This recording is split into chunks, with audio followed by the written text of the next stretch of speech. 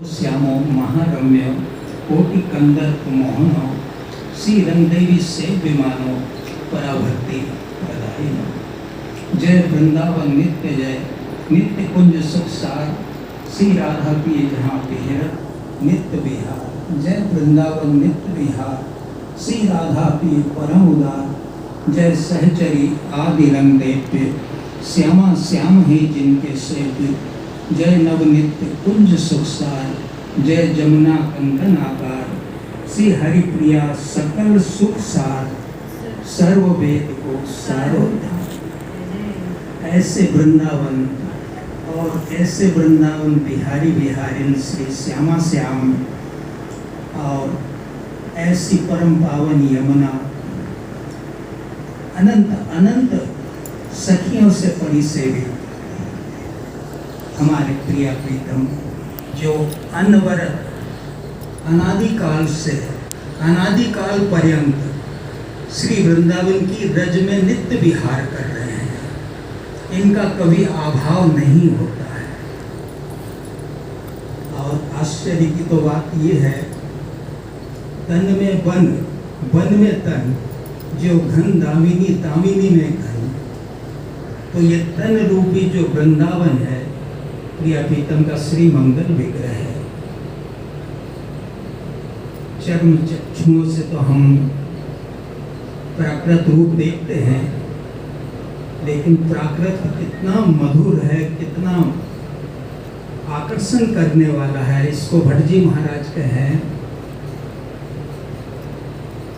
ब्रज भूमि मोहनी मैं जानी मोहन कुंज मोहन श्री वृंदावन मोहन यमुना पानी मोहन नार सकल गोकुल की बोलत अमृत वाणी। जय श्री भट्ट के प्रभु की ओर। तो ऐसे सब कुछ मोहनी राधा रानी प्रिया प्रीतम। और यहाँ उनके जो सेवन करने वाले हैं भक्त कहते हैं, जो नवधा भक्ति में रत रहते हैं, एक अवस्था है। उसके बाद की अवस्था है प्रेमी, उससे और उत्कृष्ट है। तो वृंदावन तो प्रेम का धाम है, लेकिन प्रेम का भी परिष्कृत स्वरूप है रस। और उस रस का आस्वादन करने वाले को कहते हैं रसिक जन। सेऊ वृंदा विपिन विलास जहाँ जुगल मंगल में मूर्ति करत निरंतर वास। प्रेम प्रवाह रसिक जन प्यारे कबहु न छाड़त पास। कहा कहो भाग की जय श्री भट्ट राधा कृष्ण रस चास। जो अहरनिश प्रिया प्रीतम की रज में उनकी गोदी में बैठ करके उनके रूप लीला माधुर्य उनके गुणानुवाद का अहरनिश आस्वादन करता है, उसी को रसिक जन कहते हैं। और दूसरा रसिक जन की सबसे बड़ी श्रेष्ठ परीक्षा है और स्वरूप है प्राण तजो बन्न तजो। यदि मुझे कहे कि आप वृंदावन ब्रजभूमि से बाहर चले जाएं, तो हो सकता है जैसे हमारे पुराने महापुरुषों ने किया है, जाने से पहले अपना प्राण त्याग दिया, तो मैं भी तत्पर हूँ उसके लिए, तत्पर हूँ अहरनिश। क्योंकि तत्पर इसलिए हूँ कि कब मरो और कब प्रिया प्रीतम के चरण में पड़ो। केवल एक अभिलाषा प्रिया प्रीतम के चरणारविंद की सेवा। यहाँ पर भी तन मन धन सर्वस्व जिस गुरु परंपरा ने हमको ये रस का दान दिया है, वह है अखंड शाश्वत निम्बार संप्रदाय की परंपरा। आदि अनादि संप्रदाय भूली भरमो न कहो। क्योंकि यहाँ का इतिहास तो 5119 वर्ष पूर्व भगवान निम्बार्काचार्य के प्रागट्य हुआ था। और निम्बार्काचार्य भगवत स्वरूप हैं, आचार्य सभी भगवत स्वरूप हैं। जब जब जैसी जैसी जहाँ पर जैस संस्कार से युक्त होता है उसको वो रस का दान देते हैं। लेकिन निम्बार्काचार्य जी ने युगल उपासना का दान दिया, रसो उपासना का दान दिया, निकुंज उपासना का दान दिया। उसी परंपरा में जो आज हम रास आदि का दर्शन कर रहे हैं, ये हमारे घमंड देवाचार्य जी महाराज करहरा में उन्होंने प्रियापीतम को प्रसन्न करके प्रकट किया और मुकुट चंद्रिका प्रदान की और रास का प्रारंभ किया। ब्रज 84 कोष की परिक्रमा चतुर चिंतामणि नागाजी महाराज हमारे एक दिन में कर लेते थे। कितने सिद्ध थे। वृंदावन में मंगला आरती करते थे।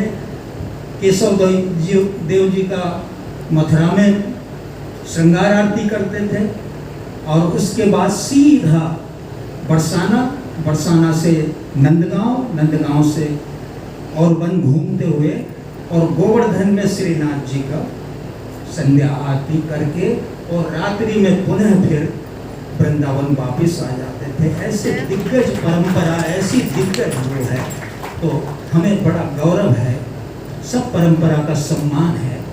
लेकिन जिसका मैंने मांग भरा है, जिसका मैंने मंगल सूत्र धारण किया है, उसकी एक निष्ठता अनन्यता में मैं उनके चरणों पर अहर्निश न्योछावर हूँ।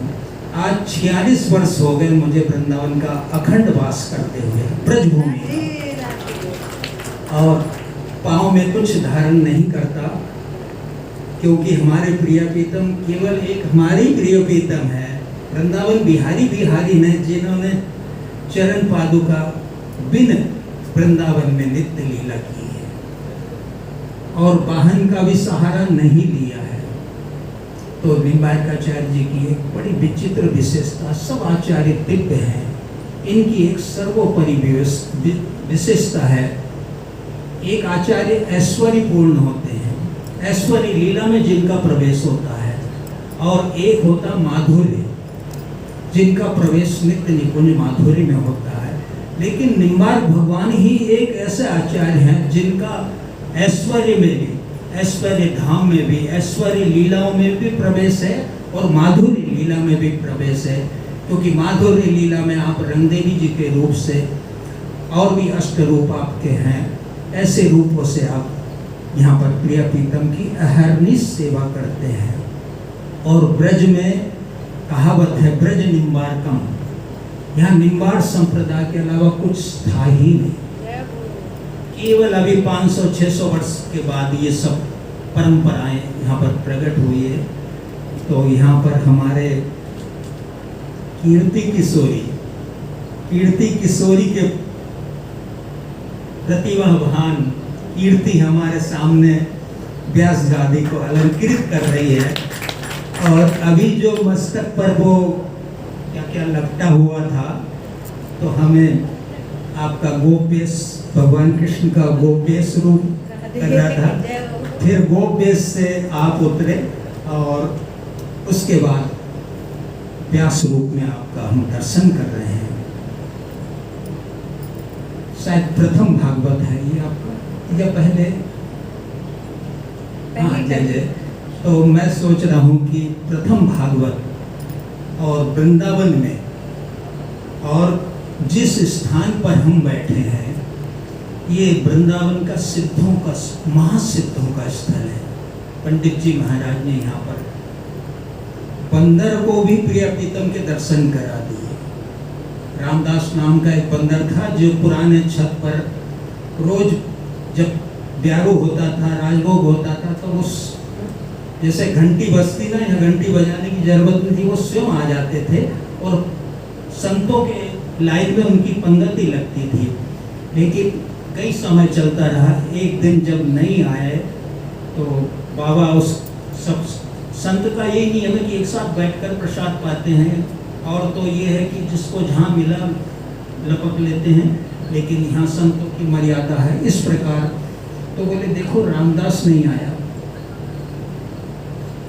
और छत पर जाकर देखा तो पधार गए, और बड़ी जैसे एक संत को ले जाते हैं उससे भी कहीं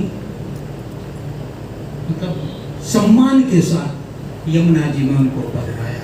रामदास इसलिए कि पहले उनके शिष्य थे रामदास, तो उनको भजन सिखाया और कहा कि अब वृंदावन से बाहर मत जाना। तो बोले ठीक है, लेकिन कुसंगति संतों की भी होती है। इसीलिए कहा स्वजाति का संग करो। कोई सख्य भाव में है, कोई वात्सल्य भाव में, कोई माधुर्य भाव में, कोई निकुंज भाव में, कोई निवृत्त निकुंज भाव में है। जो जिस भाव का हो उसी भाव का संत का संग करना चाहिए। लेकिन बहिरंग जाते थे, घूमते फिरते थे, तो उनको ये किसी ने कहा अरे क्या वृंदावन में पड़े हो, उत्तराखंड जाइए, गंगोत्री जमुनोत्री आदि आदि। तो ये हमारी परंपरा है सनातन की, हम भारत के संपूर्ण तीर्थों का आस्वादन करें। और पुत्र का धर्म है कि माता पिता को ये, क्योंकि हमारे भगवान